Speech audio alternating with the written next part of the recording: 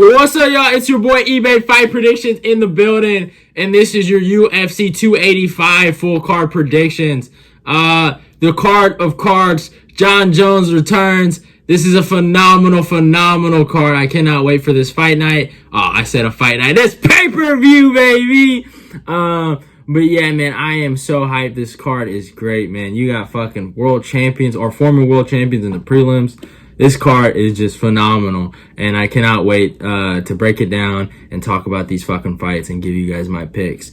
But besides that, though, before I get into the card, I honestly wanted to tell you guys, go follow me on my Instagram, go follow me on Twitter, like, comment, and share the video. It helps the channel out a lot. Let's get this eBay Fight Prediction Nation growing, y'all. So that would be really dope if you guys would like and subscribe and go click that notification button, and also click all my notifications so you get all my videos and everything that's coming up.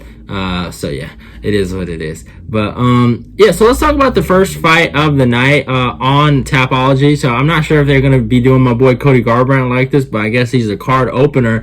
Trevin Jones versus Cody Garbrandt. I have a breakdown on this coming out, but obviously I'm picking Cody Garbrandt. I think Cody Garbrandt's wrestling will come into a factor in this fight. I think Cody's going to really wrestle in this fight. I think I've seen him train it, kind of utilize it a lot in this training camp. He's moved to Vegas. He's training with Dewey Cooper, Eric Nixon, all those guys. And he got work with Aljamain Sterling just recently. I think he's going to go out here and try to wrestle Trevin Jones, and I think it's going to be a really good performance by Cody Garbrandt. Hopefully he gets the win. Could I see Trevin Jones knocking him out? Yeah, I could.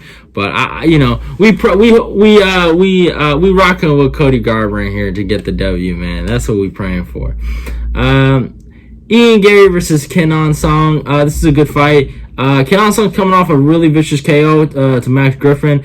Besides that, he got wins over Colin Potter and Derek Kranz or whatever, and then he lost to Alex Morono and beat Hector Aldana. So he has some wins in the UFC. He's pretty decent.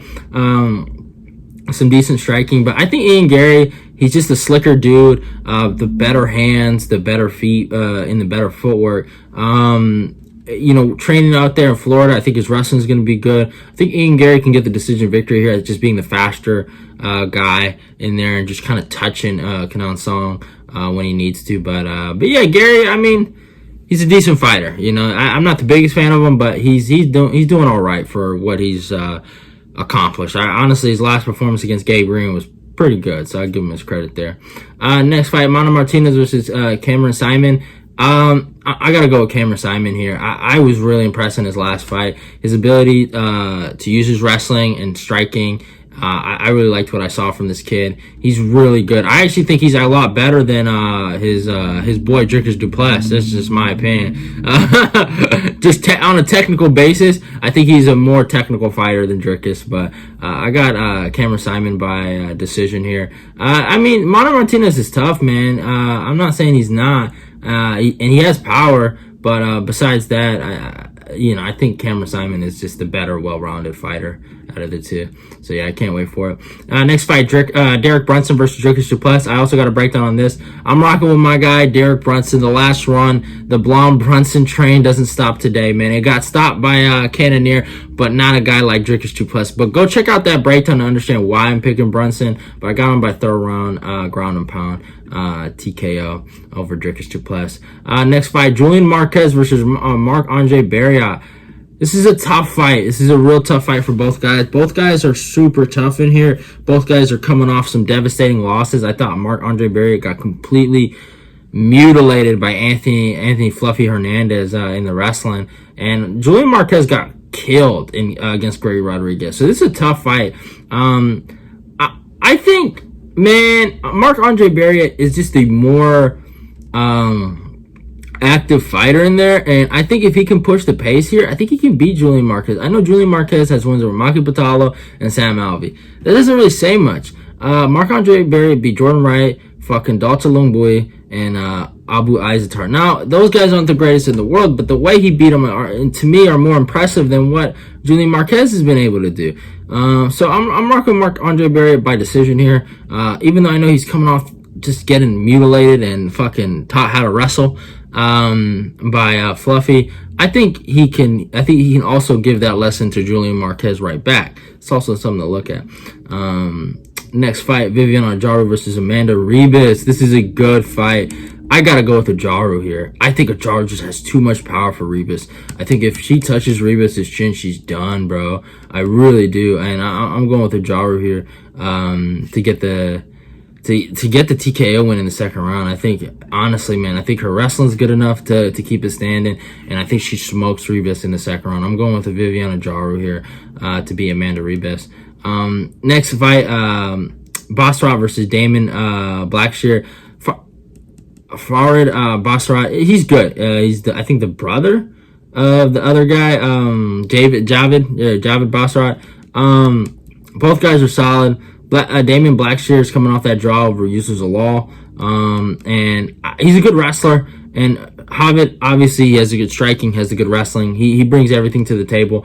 I think Farid gets the victory here by decision. I think he just outworks Damian Blackshear. So I'm rocking with Basra by decision. Next fight, Jessica Pena versus Tabitha Ricci. Baby Shark, man. This is an interesting one. This is a real interesting one.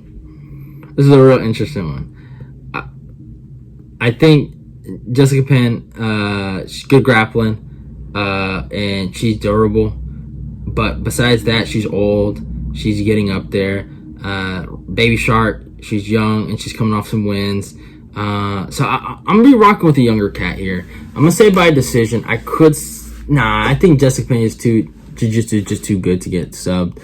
Maybe there's a TKO finish, but I'm rocking with the Ricci by decision here. Just based on the youth, man, 28 versus 40 is a crazy number, especially at the weight of 115 pounds. I think it has to weigh on you at some point. So, yeah, I'm rocking with Tabitha Ricci here. Next fight, a lot of these fights I got breakdowns on. Fucking Matsu Gamrot versus Jalen Turner. I'm rocking with Matsu Gamrot by third round sub. I think he's going to break Jalen Turner through the round. So, go check out that breakdown. Shavkat Rakhmonov versus Jeff Neal. Another fight I have a breakdown on. I have Shavkat actually winning also by third round sub too. I'm a big guy. I love the third round subs, man. I like him. I think he finishes. I think he could finish Jeff Neal or wins a decision. I could see that, but I think Shavkat Rakhmonov is the truth. Next fight, Jamie Pickett versus Bo Nickel. So I'm gonna go more in depth with this. All right, so Bo Nickel is a 3-0 prospect. Phenomenal wrestler. Fucking amazing Penn State. Fucking Division I. I think 3-time national champ. He's insane with his wrestling. I just love Bo Nickel's game, bro. And he can strike a little bit. The guy has some striking. He has some power. Jamie Pickett, I've seen his career. He's just not good. I mean, he has wins, right? He beat Joseph Holmes and he beat Staropoli, but he's a clinch guy. He's more of a grappler than anything. And anytime he faces anyone of a decent level, he either gets submitted or he gets TKO'd. He's an athletic beast, but he doesn't really utilize it. He has long arms and he just seems really physically imposing, but when you get in there with him, he just doesn't do anything. And that's my problem with Jamie Pickett, man. I think he could be a lot better than what he is, but he's just not. He's just really not. And that's the issue, man. I truly believe Jamie Pickett is a front runner.